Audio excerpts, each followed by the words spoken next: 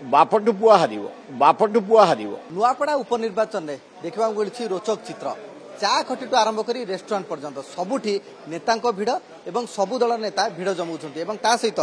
Ground को जाउछन्ति तृणमूल स्तर को जाउछन्ति प्रचार प्रसार मध्य करूछन्ति चा खटी हो कि रेस्टोरेंट हो जोटी से बसुंट लोक सहित आलोचना कर विचार विमर्श कर सहित भोट भिक्षा करुँच जदि देखा ताहले कांग्रेस वरिष्ठ नेता सुरेश राउतराय नुआपड़ा आसी वर्तमान से टिफिन करुँच नुआपड़ा माटी की आग नमस्कार ये लोक मान को नमस्कार ये लोक माने सरल भद्र एवं स्वाभिमान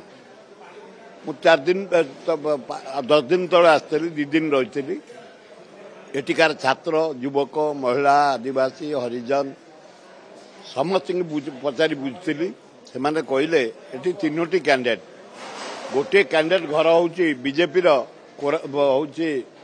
आमर आपण कैंडिडेट एठी कौन केमती रही विनिंग कैपेसिटी केते आमर कैंडिडेट घासीराम माझी जीतिबे एटिया गाँ पुओ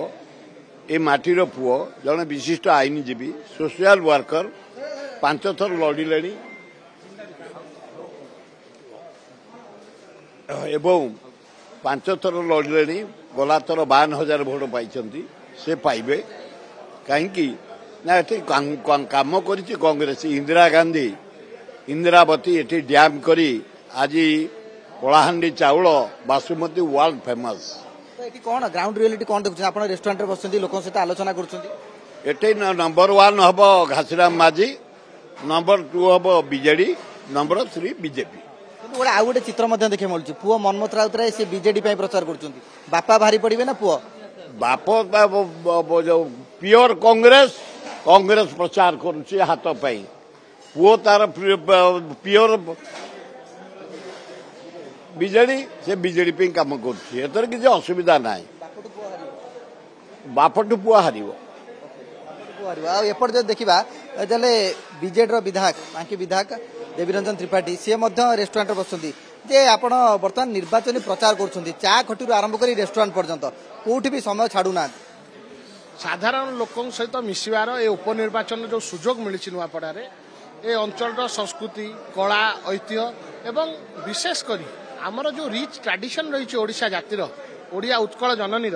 ताकू केउ भली भावे सुरक्षित रखी उज्जीवित रखा जाई परिबो भविष्य पीढ़ी पई ए कथा ए शिक्षा आमे लाभ करचु लोक मान सहित मिसी नुआपड़ा अंचल रे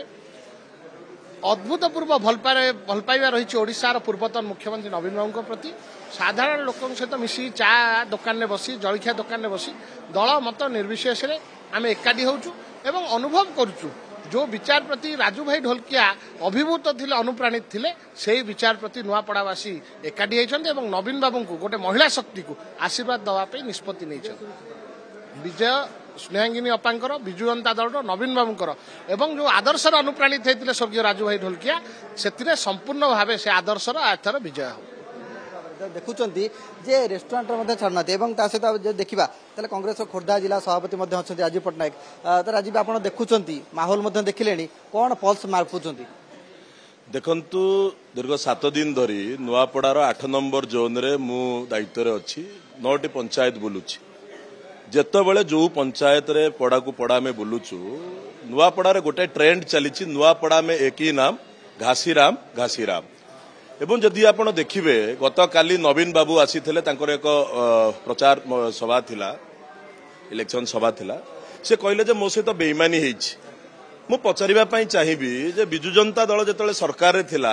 सीए मध्य सेम काम करूथिला रीता साहू जेतेबेले कांग्रेस दलरू नेकी नवीन बाबू चोरी करिके नेकी प्रार्थी करिथिले तो नवीन बाबू भी बेईमानी करिथिले तो बिजु जनता दल एवं भारतीय जनता पार्टी दुई जनक विचारधारा समान हेछि सेमाने प्रार्थी चोरी करिवारे माहिर कलेक्टर एवं एसपी को दलिया कार्यकर्ता हिसाब से विनियोग करिवारे मध्य माहिर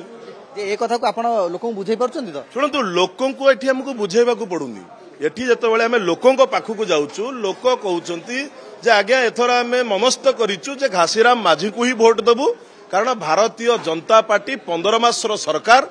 आदिवासी मुख्यमंत्री किंतु एठी आदिवासी झियो माने सबु दिन ताको ऊपर अत्याचार होउची ସେମାନଙ୍କୁ ରେପ୍ କରାଯାଉଛି ସ୍କୁଲରେ ଏବଂ କଲେଜରେ ଆଦିବାସୀ ମହିଳା ମାନେ ଝିଅ ମାନେ ଗର୍ଭବତୀ ହେଉଛନ୍ତି। ତେଣୁକରି ଏଠି ଆମେ ଆମର ଆଦିବାସୀ ନେତା ଘାସିରାମ ମାଝୀଙ୍କୁ ଚୟନ କରିବୁ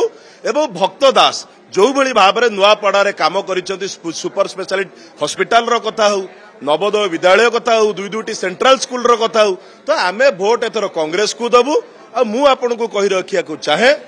ଯେ ଓଡ଼ିଶାରେ 14 ତାରିଖ ପରେ ମୁଖ୍ୟମନ୍ତ୍ରୀ ବଦଳୁଛନ୍ତି।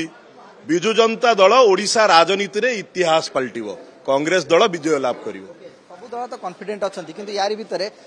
ସାଧାରଣ ଜନତା ମଧ୍ୟ କିଛି ଅଛନ୍ତି ଏବଂ ତାଙ୍କର ମଧ୍ୟ ପ୍ରତିକ୍ରିୟା ନେବା ଯେଉଁମାନେ ସାଧାରଣ ଜନତା ଯେଉଁମାନେ ରେଷ୍ଟୁରାଣ୍ଟରେ ଅଛନ୍ତି ପଲିଟିକାଲ